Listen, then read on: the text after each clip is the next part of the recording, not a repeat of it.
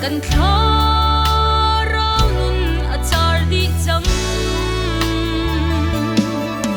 a thi mi tho chan nak ding le thang nak an hu kho nak a kharau van ro sur chang lo kutum tia khodom kam hu chin chia nak thar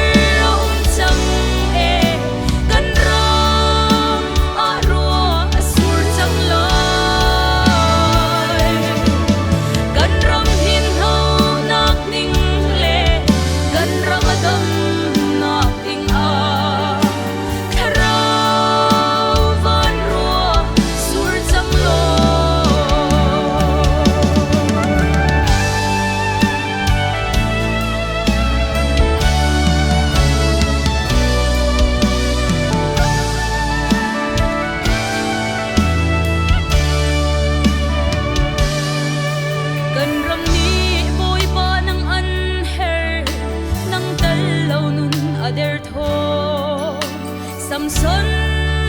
sam thar rum chor than lo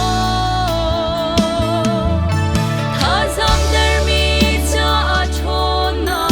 a thu mi na tho chan na kharau van ro sur chang lo kutum tia khodom kam hu chin chia nak thar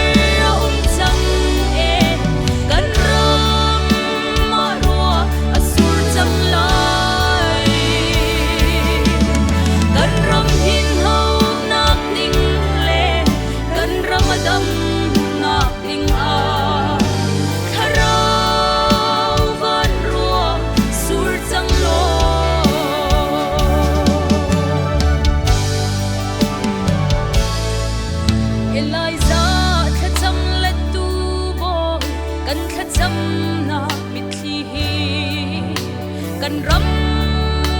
dam nak a chan ter lo kan ram hi dam se ti du a rol ul in khaza kan cham kan ram